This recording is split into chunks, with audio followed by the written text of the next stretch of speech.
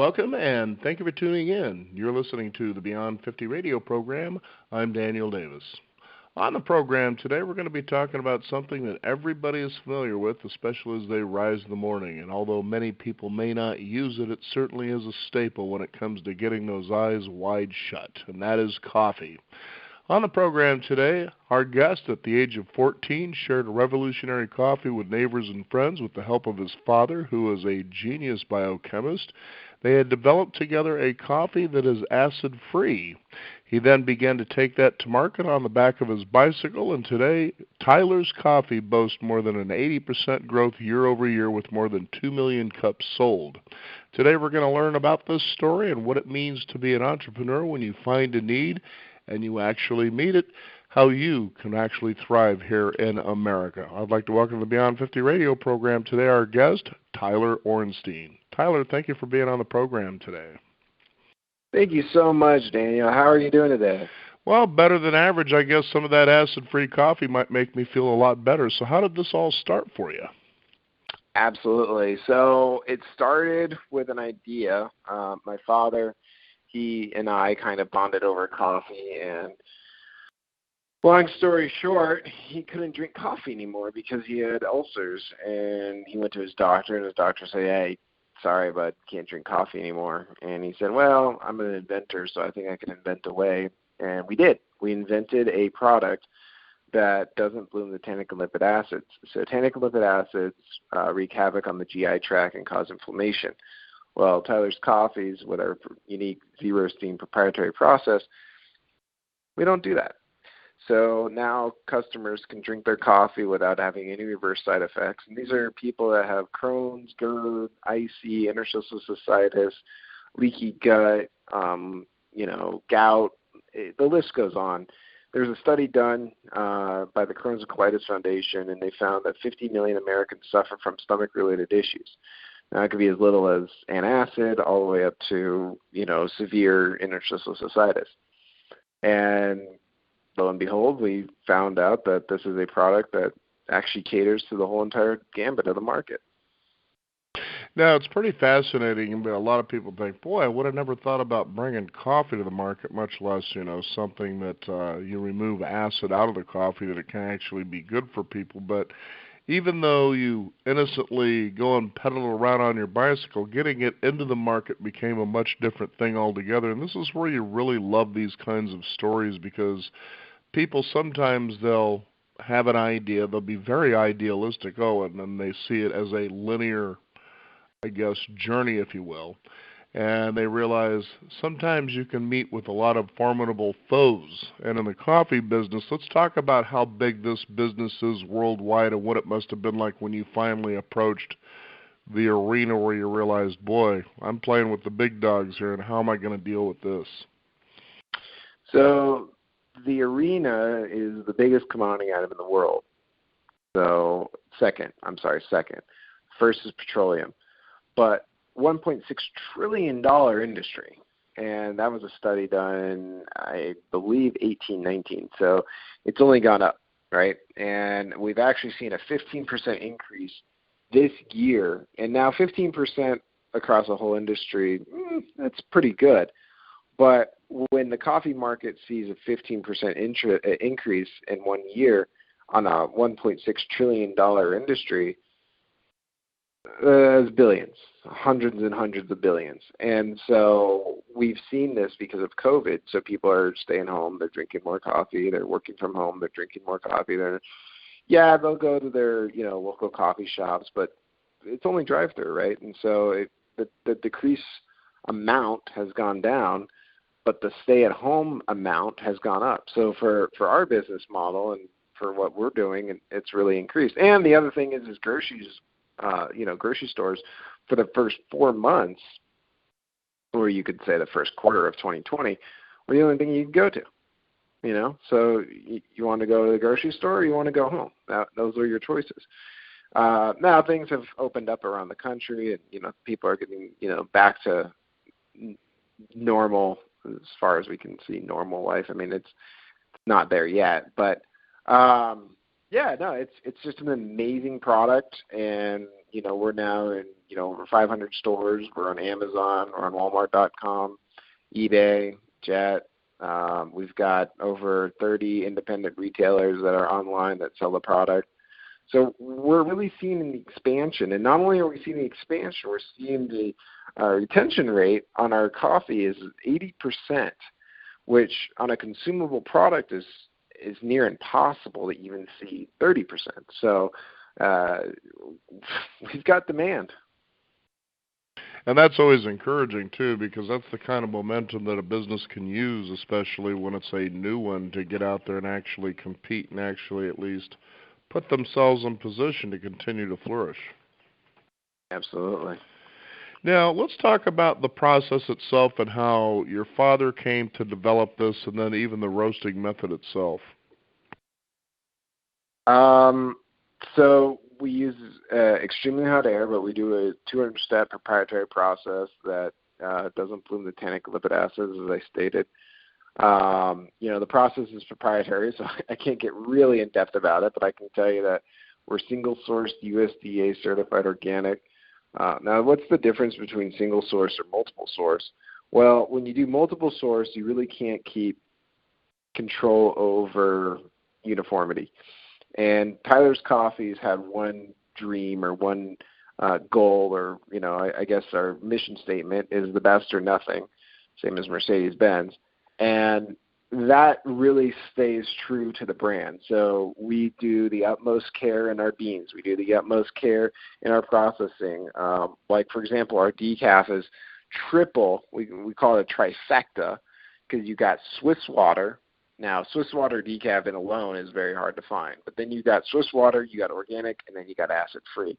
So we sell a lot of decaf, and people that can't drink caffeine anymore, they want to have that coffee experience. Well, this is your best solution, hands down. And what's that been like for a lot of people? Obviously, the demand has grown quite a bit, so let's talk about that. Well, okay. Started door to door, and all I did is I had these sample packs. Now, my father, he went to a roastery and said, hey, can we do this? And they said, well, no. He said, well, that's not an option. So he worked with an electrical engineer, mechanical engineer, and to this day, we're with the same roastery. And we figured out how it works, right? And so I got these sample packs, and I went around my neighborhood and started handing out sample packs, and all I asked for was a name and number for me to call them back. And I'll never forget this very sweet old lady.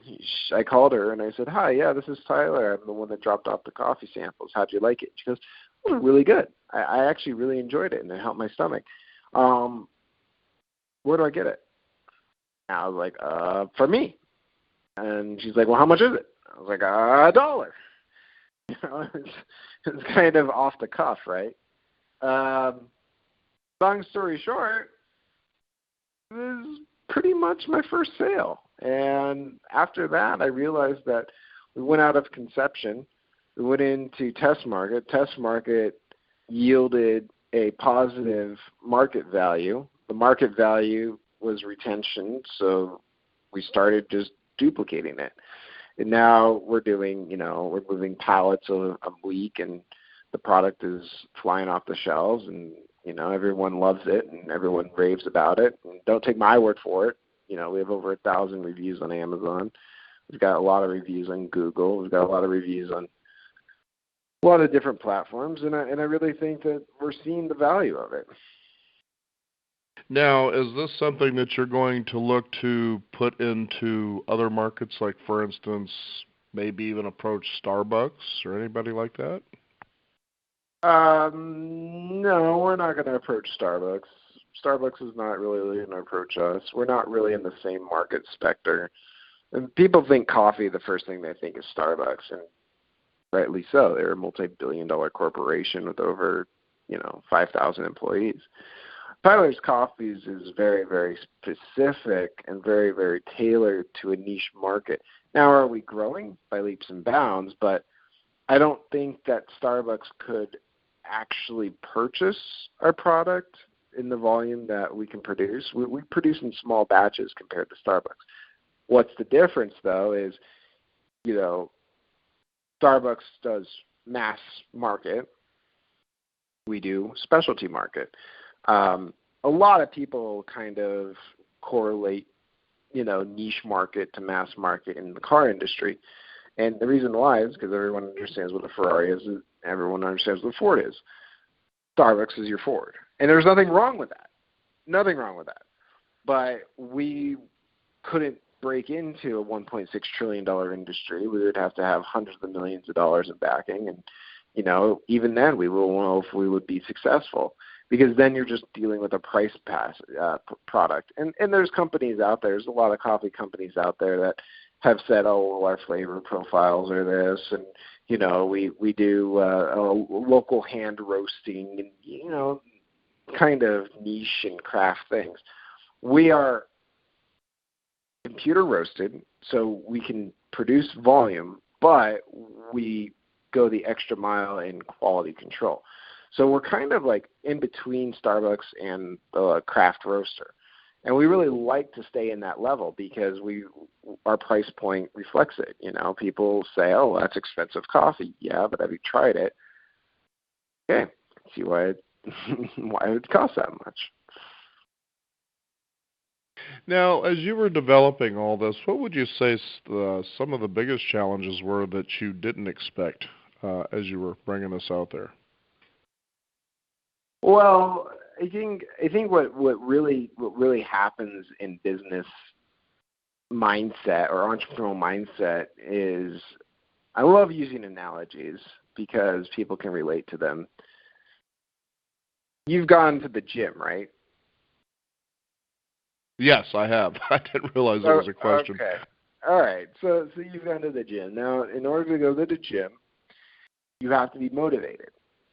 And usually people get really motivated to get ready to go to the gym, meaning they want to go and they want to sit down with the membership person. They want to sign on the dotted line. They want to pay their dues. They want to go to a sports facility, and they want to pick out their outfits, their workout outfits. They want to pick out their gym bag. They want to, say, all right, I'm ready. And then, guess what? They don't show up to go work out.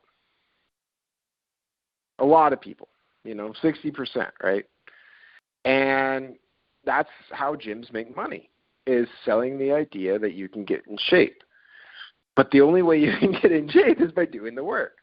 And I think that's a lot of entrepreneurs. They love to spend money getting ready.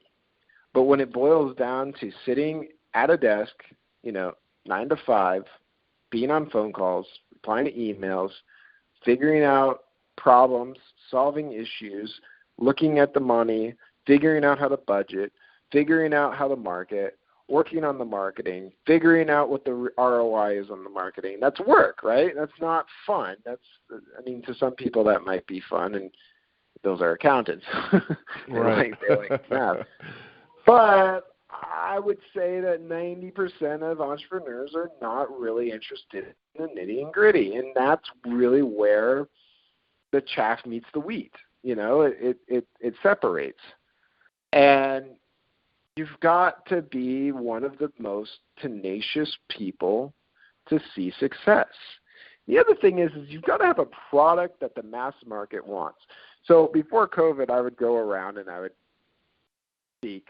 And when I get off stages, they'd be like, oh, my God, I have this great idea, Tyler, and you're an amazing person. And, oh, my God, you started this at 14, and now look at you, and you're successful, and you're blah, blah, blah, blah, blah. No one sees your failures. Everyone sees your successes, right? And so the first thing I say is, oh, you got a company, or you got a product. Cool. Does it help? And they kind of get taken back by that. And they go, well, what do you mean, does it help? And I go, well, does it help people, or does it help the industry, or does it help a service? What does it do, right? And so if you can help, you can be successful. Mm-hmm. People want to buy a solution to a problem. Mainly, everything that is sold as a good, unless it's a utility, there's one-offs, but for the most part, when you walk into a store and you see a product and you put it in your shopping cart, or if you're online and you see a product and you put it in your shopping cart, two things come up. One, That's a cool idea. I need that. And 2, that will fix a problem that I have. Those are your 2 buying touch points. I mean, for the most part. So, you buy gas to run your car. You buy a car so you don't have to walk. You don't walk because you save time getting to places, and you're not sweating and you're not exhausted, and you don't show up. You show up refreshed. That refreshment gives you an image. That image lets you make a contract. I mean, it's a compilation, right, Dan? You see where I'm going with this. I do, and I think this is such a great point. I like to bring this up fairly consistently when we talk about people who want to, go into business for themselves, is if you haven't done it before, you find that it's not a linear path. You don't go from A to B, through the alphabet straight forward. There's always something that turns a corner in a particular direction. The question is, can you become adaptable to that? And then can you become adaptable to the next thing? And I think what's marvelous, especially as you were detailing this, is that people can take a look and realize that when these things occur, let's say turning the corner, if you will, is there's also a new idea that presents itself that you would have never thought of before. And to give you an idea what I mean by that, I know when we started our media company many years ago, is, you get on a station, you realize, well, to be on a station and produce a radio show, you actually have to have money. You buy the time. So there's something that you learn. You have to actually go out and get people who are interested in what it is you do. Now imagine starting a radio show with an idea. You don't have a track record yet, and you're going to go on the station and broker this time for so many hundreds of dollars an hour. So how do you go to somebody that's never met you and say, we've got this really cool show, we'd like you to advertise on our program. We don't have a track record yet. You have to sell the idea, right?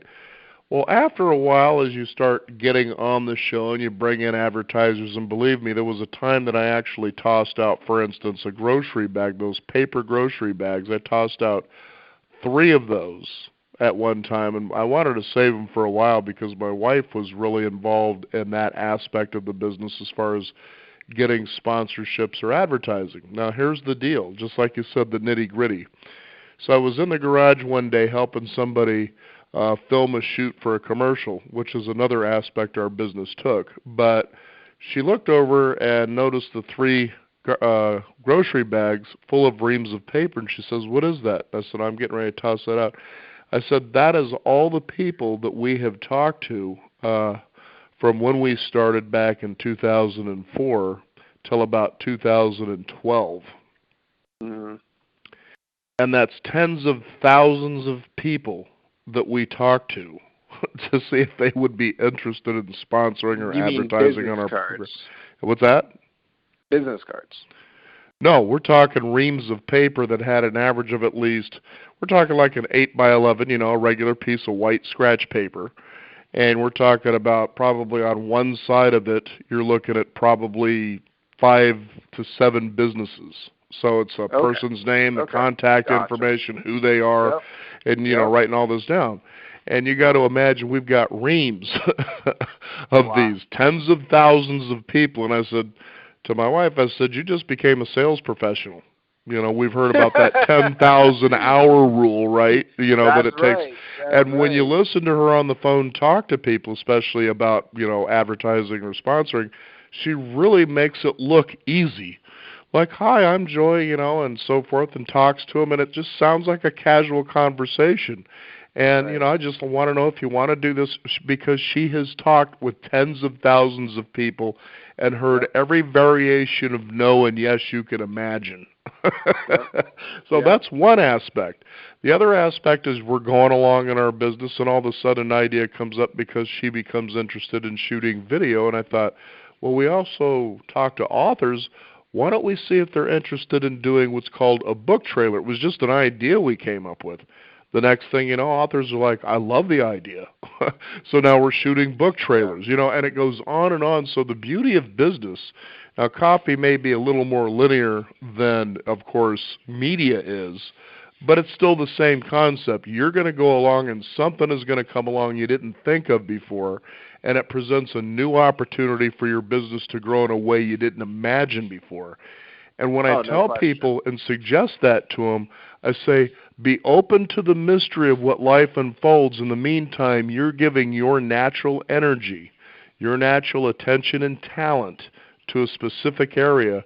Just allow life to actually reward you in ways you couldn't imagine. And boy, you're in for an interesting ride, and I'm sure the same thing has happened for you. Yeah, definitely. We started with a silver pack and, a peel and stick label to now a fully finished bag that's retail ready and on shelves. Now, people see the retail ready bag and they think that we always had the retail ready bag. No, that's not the case at all. But when you want to, anyone that goes to the grocery store takes all of that packaging for granted, right? Because they don't know the story behind it. I do, and entrepreneurs that have been in physical goods know the story behind it. You have to source, you have to find the right pricing, and then you have complications of that sourcing, and then you've got timelines, and you got deadlines, and you got this, and you get, we didn't get this product, so we can't sell this product. It just goes on and on and on and on and on and on and on. And that's what I try to tell people is like, I don't have kids, but I have a business, and my business is my child, and he really takes a lot of time. Right. And throws temper tantrums at times you couldn't imagine. Exactly, why now? Exactly. And it's funny, I've become in other people's minds, not mine. I've become a realist in my mind, but I've become pessimistic in other people's minds. What I mean by that is I always think everything's going to fail around me. When something doesn't fail around me, that is an anomaly. It's like, look at that. It actually worked. I'm excited. Mm-hmm. But I've always learned as a very young entrepreneur, it's not going to go the way you want it. Never does. Never does. Murphy and I are so close. We are best friends. And him and I have started to build a more of a trusting relationship. But every now and then, he peeks his head out and says hi.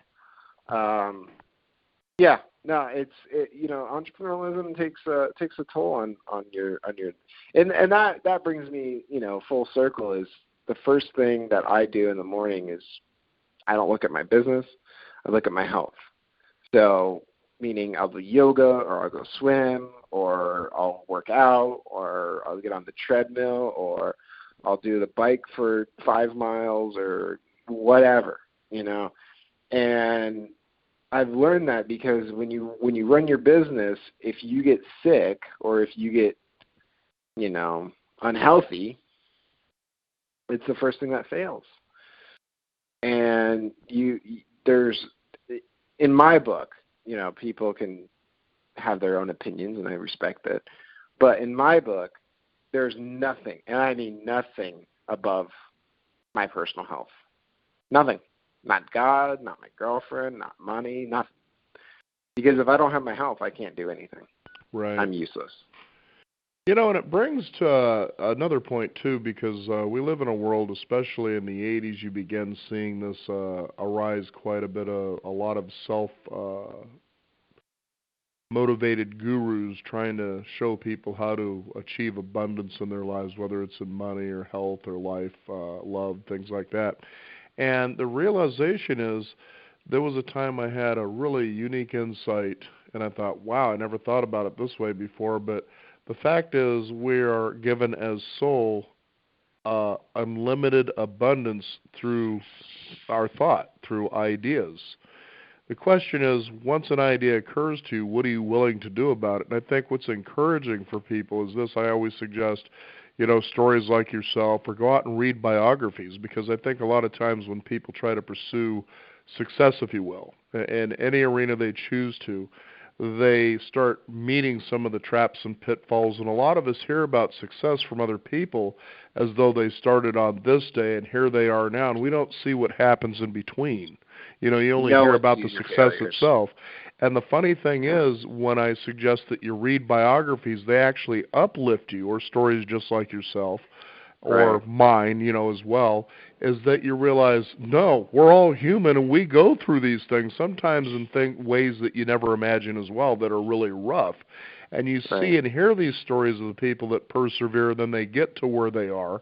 And you realize that wasn't their intention. It just sort of almost happened in a way. They may have had foresight or, the intention or the goal to get to where they are, but in between, it was a rough forest and a landscape for them. And that's an encouraging thought to keep you going. Yeah, and I tell people all the time, no one ever sees your failures, because if you failed, then no one will ever see you, right? So if I failed at Tyler's Coffees and I, went out of business, no one would ever miss me. No one would ever say, "Oh, what a shame." But when I succeed and I show that I have cars and I have a house and I have this and, I'm traveling and I've got this, then they look at you and they go, "Wow, that guy's lucky." Well, there's no luck to it. And you know what? I'm sorry to burst anyone's bubble out there. There is no privilege about it. You work for it, plain and simple, end of story. I couldn't agree with you more, and I'll tell you, even in the arena that I'm in, I've been able to talk with and interview with people I never thought I would in a lifetime ever meet and interview with. And it's pretty astonishing. And a lot of times as I share with people when I do a show, and I say that it's interview style, the first thing they're wondering is celebrities. And I said, I'll tell you the truth. Celebrities aren't that interesting. You know, they don't become interesting to me until they've been maybe around for 30 or 40 years. Then they Right. become interesting. But you talk about somebody been in the business 10, 20 years, hardly. They're just actors. What's so interesting about that? Sure, it's a cool movie Right. and we all know who they are, but other than that, what have they really done that's really interesting? I No, talk to I people that agree. to me I get jittery and go, wow, this guy was an anthropologist, for instance, that did this. And they're like, well, that sounds cool. And I said, sounds better than, that celebrity, doesn't it? Yeah, it does. Yeah.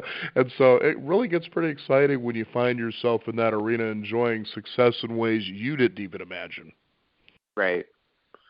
Yeah. No, it's true. It's true. I mean, when I to me, you're absolutely right. Like, oh, it's Brad Pitt. Okay. Oh, it's unfortunately he's gone now, but it's um not Mark Cook, because obviously he's the new CEO, but Jobs. Oh, it's Steve Jobs. Oh my God. But wow.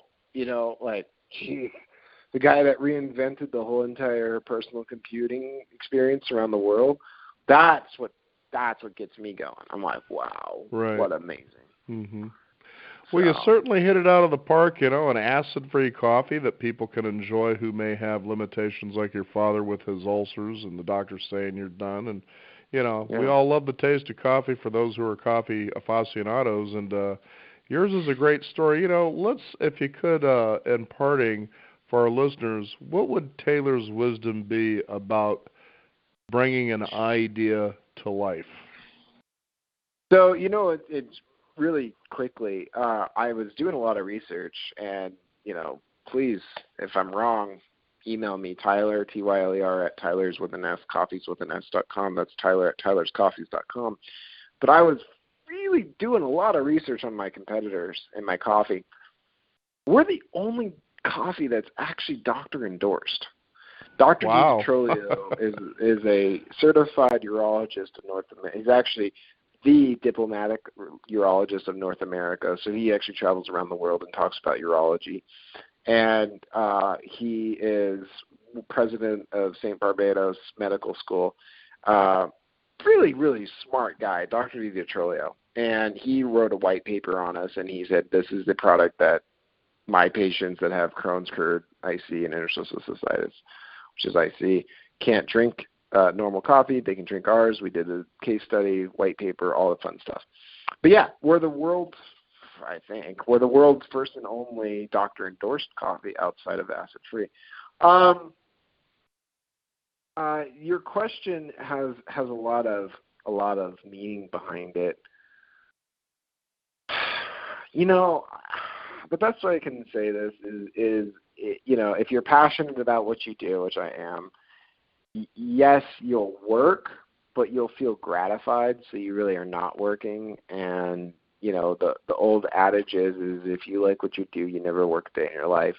And I'm really for that. I can't think of being someone, even if they paid me $100,000 a year, going to the mall and giving out pretzels. You know what I mean? Like, Right. It doesn't seem fun to me. And so if you're going to, the money aspect is great, and don't get me wrong, and pay me enough money, I'll go fly a kite. But on the other hand, it's not self-gratifying. And if you don't have self-gratification, then why are you doing it? Because you're just depressing yourself. So there's a lot to be said for do what you love, and the money will follow.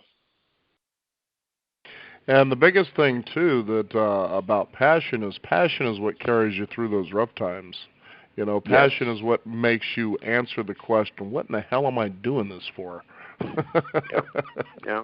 Well, I'm doing it for the customers, and the reason why I say that is because I get emails saying, "Oh my God, you changed my life. I didn't think coffee. I don't think I could drink coffee ever again, and I tried yours, and it blew my mind, and now I can drink coffee."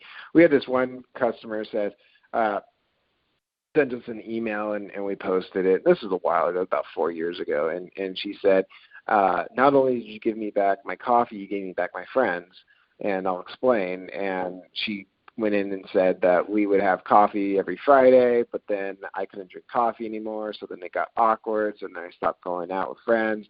But now I can drink Tyler's coffees, and I can bring it in a thermos, and I can meet them at a coffee shop, and we can all enjoy coffee. And I was like, holy cow, I didn't, it's amazing what you actually create when you create a product that actually people swear by and love by. I mean, when you build a fan base, when you build a following, when you build a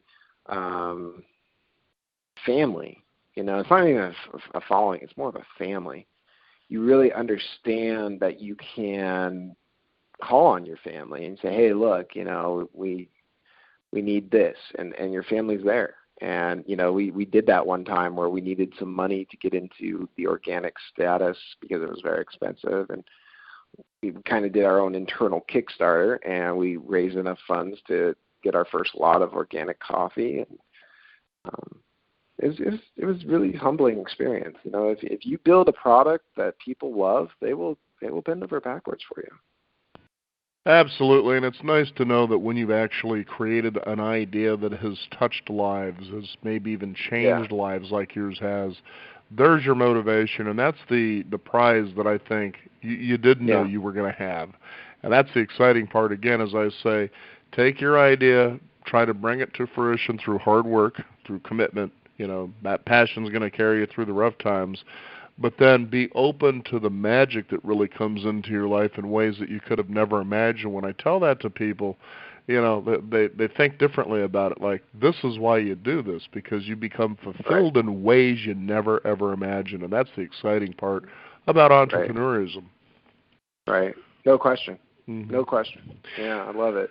Well, Taylor, it's been great talking to you, but listen, is there a website people can find out about your coffee? Do they order it there? I mean, tell us about that. Yeah, so all you need to do is you just need to go to Tyler, TYLERS, coffee, COFFEES.com. That's tylerscoffees.com. And then when you click on order, you can use promo code Tyler, TYLER, all lowercase, Tyler, TYLER, all lowercase, 2020. So it's Tyler 2020. And that's Tyler 2020 for 20% off. Well, very good. Taylor, thank you for joining us here on the Beyond 50 radio program. Look forward to your acid-free coffee. Thank you so much. Yeah, absolutely, Dan. Thank you so much. Appreciate you bet. It. Take care, my friend. Okay. We want to thank you, the listeners out there, for tuning in. You can discover more at beyond50radio.com. That is the number 50. We do encourage you to sign up for our weekly e-newsletter and stay up to date with what's going on in the world of Beyond 50, as well as our upcoming shows. I'm Daniel Davis. Thanks for joining us. This is the Beyond 50 radio program, and remember, wherever you are is where you should be. Have a great day.